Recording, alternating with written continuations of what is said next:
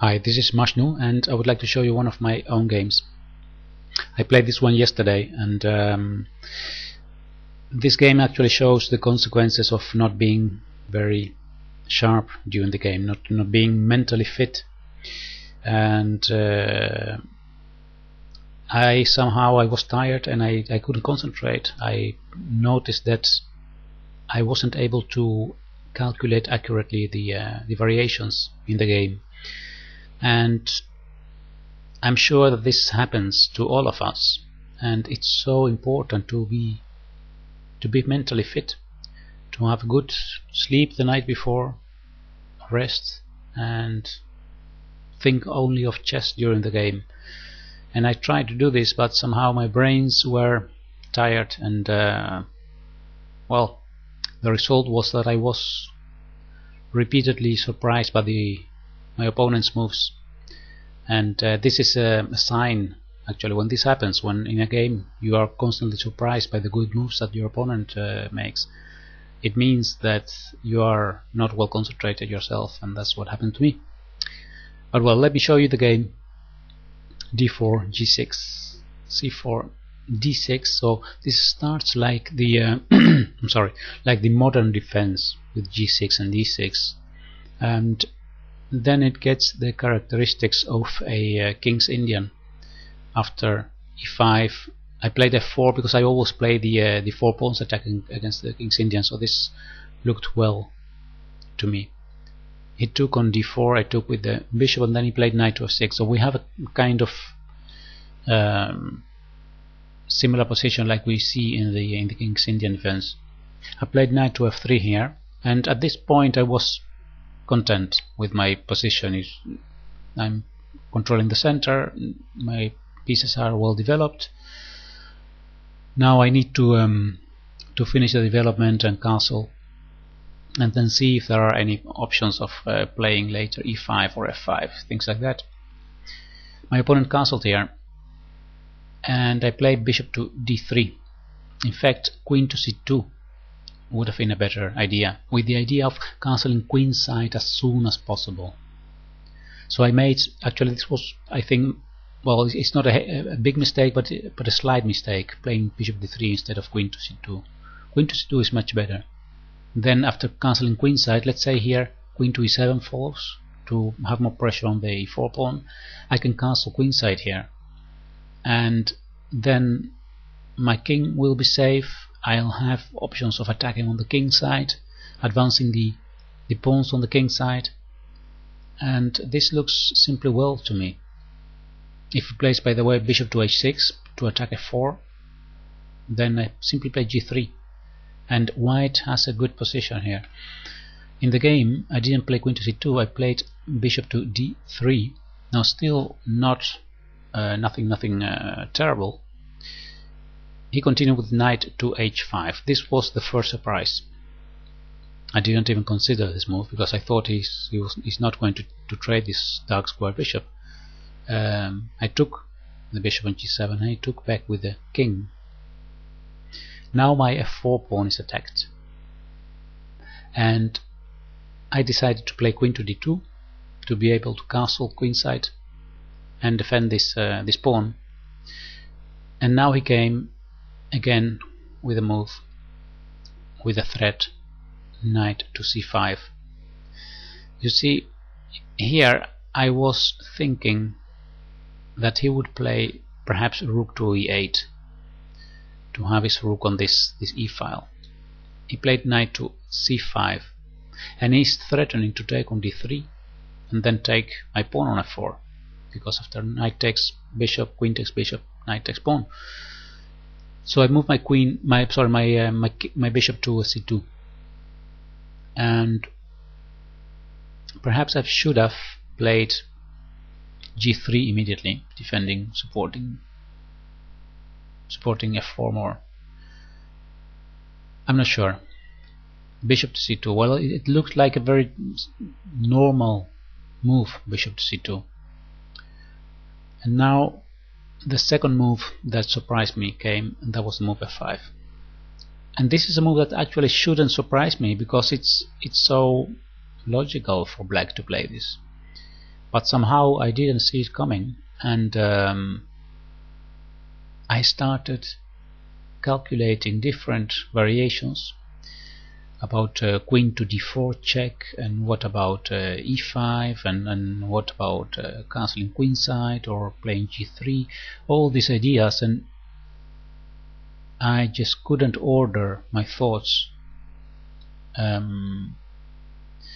with a good structure, so I messed up, and I played g3 here, which is a bad move. I wanted to defend this f4 pawn because I saw this f line being opened, and then this double attack on the f pawn, and in fact it would have been enough and actually very good for me to play castle kingside here, because this rook will defend the f4 pawn later. If it takes, then knight to g5, and the f4 pawn is very well defended by two pieces, queen and rook, and the pawn on e4 is going to fall. Even if you place bishop to f5, I simply take on e4. After knight takes, bishop takes, knight takes. This position is good for white. It's not winning for white, but white has a very good position. My knight is superior to his knight at the moment. I have control over the dark squares. His king is in a bit of an open space here, so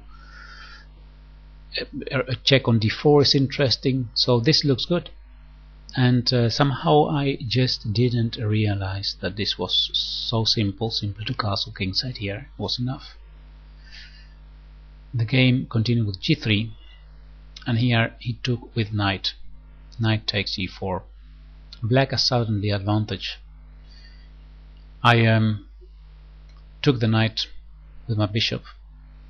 F takes e4, and I gave a check on d4. And here he played knight to f6.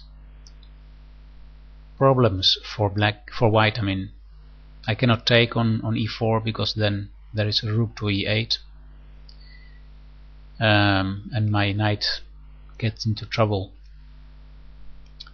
So my knight on f3 is attacked now. I didn't want to play to d2 because that looks so passive and so retreating my pieces, so I gambled here. I played knight to g5,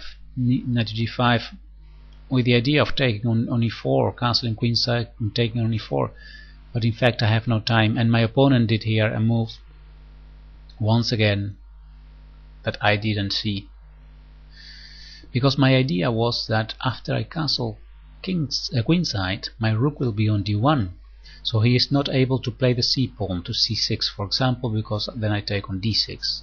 That was my thoughts, but I didn't realize that he had this very strong move now, the move c7 c5.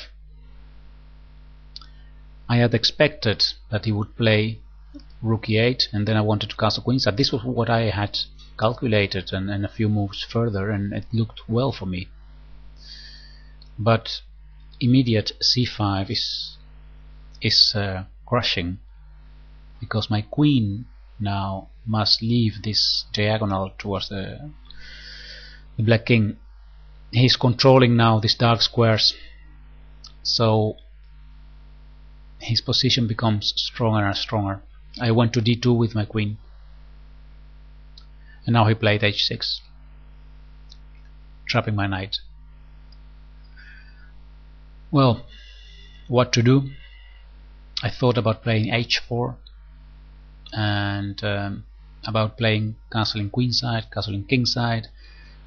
Actually all options are better for black, because I'm simply losing a piece here, and I continued playing because I thought, okay, perhaps I can get some compensation, because I have this open f file now, and I'm capturing on e4 now, bishop f5 I'm capturing now on d6, but I also have my weaknesses in my position. He took on g5, and here it was a matter of, well, I saw that if I trade queens on g5, well, I can capture on b7, but then my b2 pawn will fall as well. I gave a check on c3, and he went with the queen to f6. Actually, when I was analyzing this position, this game this morning, I saw that there was another option, as rook to f4. That would be an idea to try to continue with the queens still on the board. Well, still rook to d8 is annoying for me because of this pin, but if I play rook to d1, then I can move my queen away. I don't know, but perhaps this was a better idea. Let's see if he attacks again my knight. Is there anything I can do? Well, I can take on f5 with check anyway, and then move my queen away. Well, it's still almost lost for, well, yeah, it's actually completely lost for white. But it would have been an idea of continuing. I gave a check, and then I had to trade queens and take here, and then he took on b2. He has control of the second rank now, so I'm totally lost here. I played a few more moves, and I resigned soon. After he is now threatening knight to f3 check. If I allow that, I played here rook to e3, he played rook to e8. If I take the rook now, then knight to f3 check. If king to f1, there is bishop to h3 checkmate. And if I take on the rook, he gives check. If I go to h1, then there is rook h2 checkmate. So it's completely lost here. I made a few more moves just to give him a last check on a7. After king to h6, I resigned. This is just a totally lost. I'm going to be checkmated here. Well, this was the game, and what can I say? A good sleep the night before is so important, and being fit and well concentrated. So I'll just say goodbye now. If you have some advice about how you are mentally fit, how do you manage to stay sharp during a chess game, perhaps we can help each other. Alright, thank you for watching. Leave your comments on YouTube, and I'll see you next time. Goodbye.